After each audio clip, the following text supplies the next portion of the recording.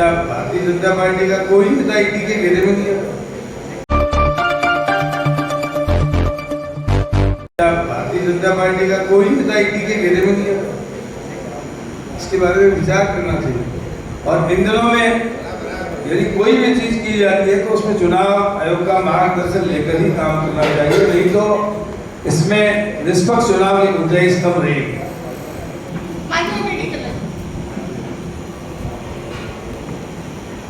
रितु जी ने ठीक कहा, चुनाव के वक्त में जिस तरीके से ब्यूरोक्रेसी टोटल चुनाव आयोग के नीचे आ जाती है, वैसे ही ईडी को चुनाव आयोग के निर्देशन के अनुसार काम करना चाहिए। चुनाव के वक्त में जो चुनाव लड़ रहे लोग हैं उनके ऊपर छापा डालना, जैसे भी लोटा शादी के यहाँ छापा डाला गया, 10,000 की रेत की मिली, वो वहीं छोड़ गए। तो इन चीज़ों से क्या फायदा? आज उनके तो 2-3 दिन चुनाव में खराब हो गए ना। तो चुनाव आयोग को चाहिए कि वो इस मामले में इंटरफियरेंस करे। और जैसे आज हमारे चीफ सेक्रेटरी, हमारे डीजी राजस्थान में गया, मध्य प्रदेश में गया, अन्य देशों में जहाँ जहाँ चुनाव हुए, चाहे बीजेपी की सरकार हो या कांग्रेस की सरकार हो, छत्तीसगढ़ में वगैरह, वहाँ पर तमाम सरकारी एजेंसियां चुनाव आयोग के निर्देशन में काम कर रही है। ऐसे ही संवैधानिक संस्थाओं को संविधान के अनुसार कार्रवाई करनी चाहिए। और चुनाव आयोग को ये चाहिए कि वो कम से कम इन दिनों में चुनाव लड़ने वालों को जो है जानबूझकर हरेसमेंट नहीं करे। जहाँ तक राजस्थान का सवाल है, राजस्थान में प्राय जहाँ जहाँ छापे मारे गए हैं, उन छापों में कोई विशेष चीज़ें नहीं मिली है पॉलिटिशियंस के पास। इसलिए इनमें बड़ी जिम्मेदारी से काम करना चाहिए। पहले आज़ादी से लेके अब तक कांग्रेस ने ऐसे काम नहीं किए। कांग्रेस ने कभी भी संवैधानिक संस्थाओं का दुरुपयोग नहीं किया।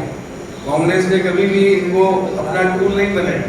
लेकिन आजकल हम देख रहे हैं कि जिस तरीके से क्या भारतीय जनता पार्टी का कोई नेता ईडी के घेरे में नहीं है।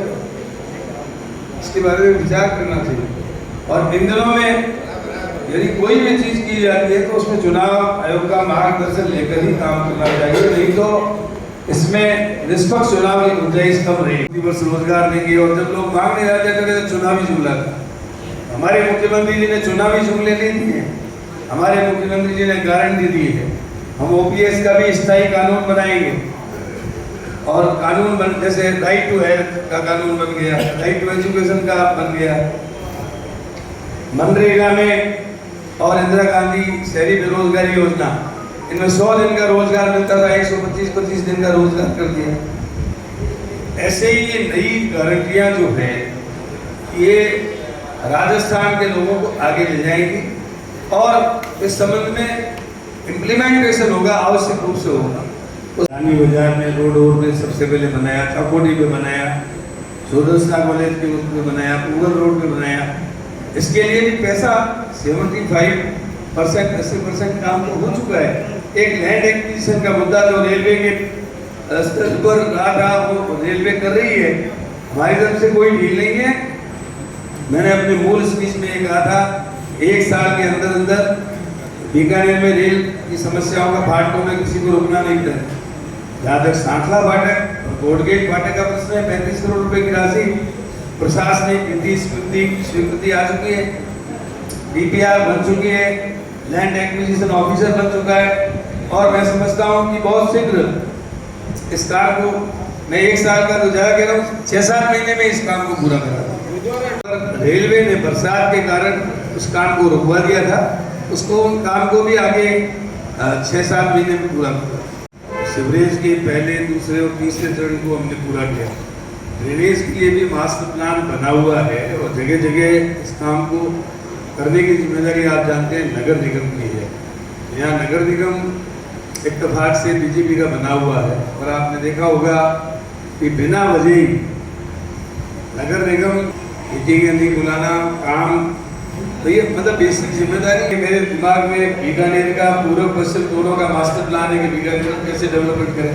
हमने यहाँ 4 विश्वविद्यालय बनाए, मेडिकल कॉलेज मैं 100 का इंटेक था उसको 250 तक बढ़ाया। यहाँ पोस्ट ग्रेजुएट कोर्स शुरू किए, डिप्लोमा कोर्स शुरू किए।